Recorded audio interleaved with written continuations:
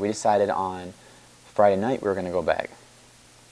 And I wasn't too freaked out. I was driving because I knew, I drove once, I freaked out once. It was going to be okay. I've been there before. We went during the day. I knew that I would stay longer than anybody else, and I had the control on how long we were going to stay.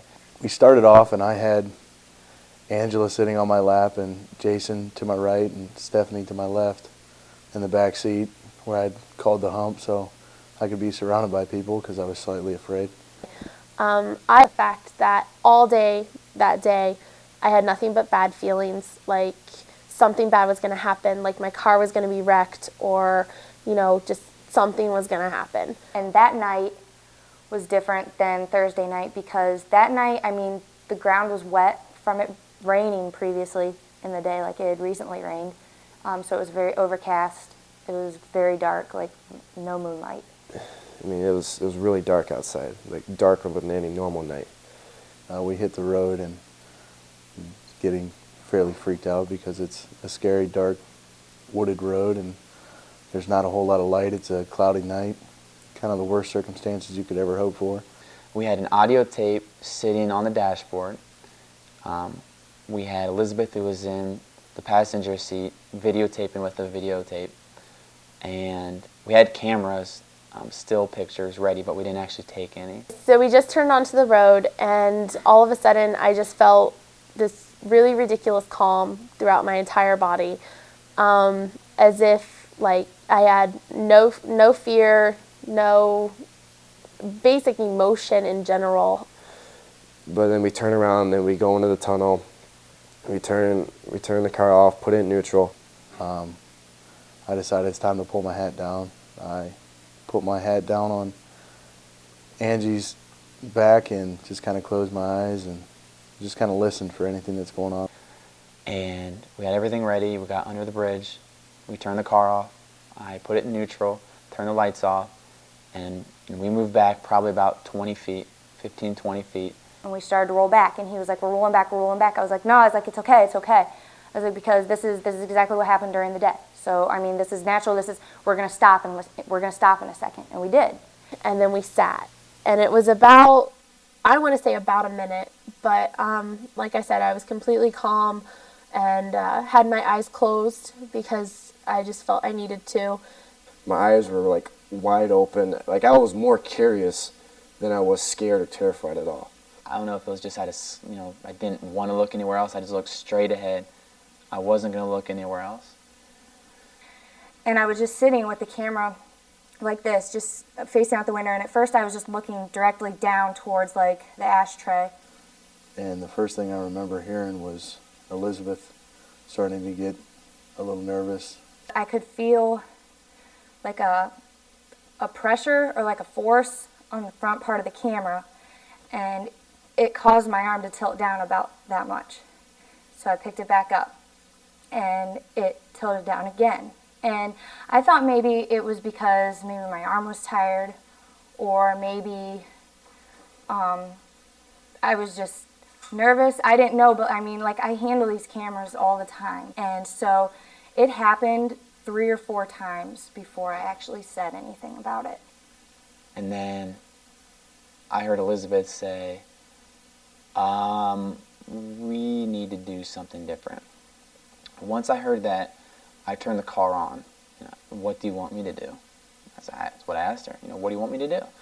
All I wanted to do was go, but I just said, I don't know, I just want to do something different, something that wasn't in that area that I was in where this was happening to me, because it felt wrong. It felt bad. I didn't want to be there anymore.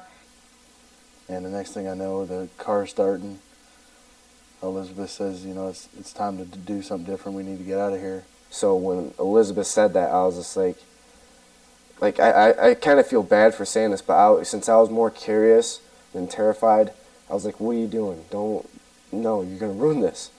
And anyway, Dave's like, well, what should I do? Should I beat the horn? Should I move backward?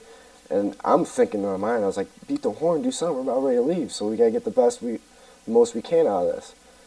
It was no sooner was I just kind of trying to mumble out what I was trying to say. It almost seemed to me that Dave looked up out of the windshield, and he yelled, and then he floored it out of the tunnel.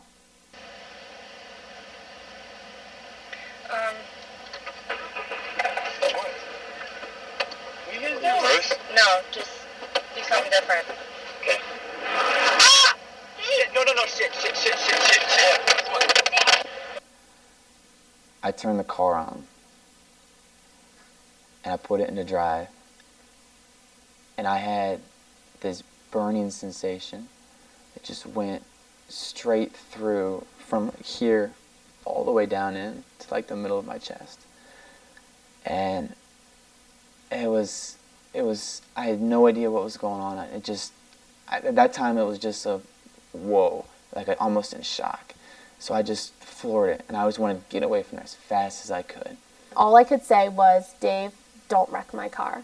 Ends up fishtailing out of the tunnel, and probably goes 40 to 50 miles per hour down this road till we get to 42. I'm still in the back seat. I'm like, what in the hell is going on? What are you doing? It's like, you didn't even beat the horn. And as we're driving, I asked Elizabeth, because I definitely felt something.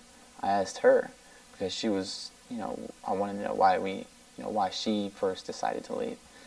She said, I asked her, did it get you too? And it was at that point that I knew that what I felt wasn't me as much as I wanted to tell myself that it was. I make my way up towards Elizabeth and Dave and see what's going on, and I noticed Elizabeth is almost in a state of shock, looking forward, just kind of crying, and Dave has a look of absolute terror on his face. I really couldn't think of how I felt. I mean, we've got the 4 people in the back seat saying, slow down, don't wreck the car, and all I could think of was, we're not going fast enough. As we come back, I remember saying that, if there's a mark on anybody, I'm going to lose it. And as we come into the senior apartments, I walk upstairs with Elizabeth to make sure she's doing all right, and Angie and Jason stay downstairs with Dave. They kept Dave downstairs, and I just came straight up to the room, and Cliff sat with me, and I was just shaking uncontrollably. And the thought crossed my mind that maybe I was going to be messed up and actually need psychiatric care. I've never been more terrified in my entire life of something that I didn't know what I was scared of. I wasn't the first one out of the car, but when I got out, I saw Dave, leaning up against the car, and I go up to him, and the first thing I tell him, I was like, dude, show me where it hit you, what happened. Because again, I'm still thinking that something just tapped Dave. And then he lifted up his shirt, and it was blatant. It was huge. And I looked at my side, and I had a big scratch across my chest. I just froze. I didn't know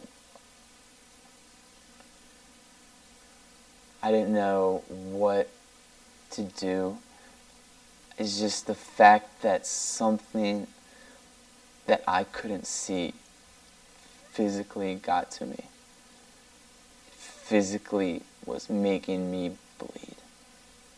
Is the most messed up thing ever. As they come back up, they take him into the bathroom, and I tried to follow because I wanted to make sure everything was all right, and they kind of locked me out. And that's when I kind of realized that something had happened. And after my last comment, they were trying to protect me, afraid of what my reaction would be to him having marks on him.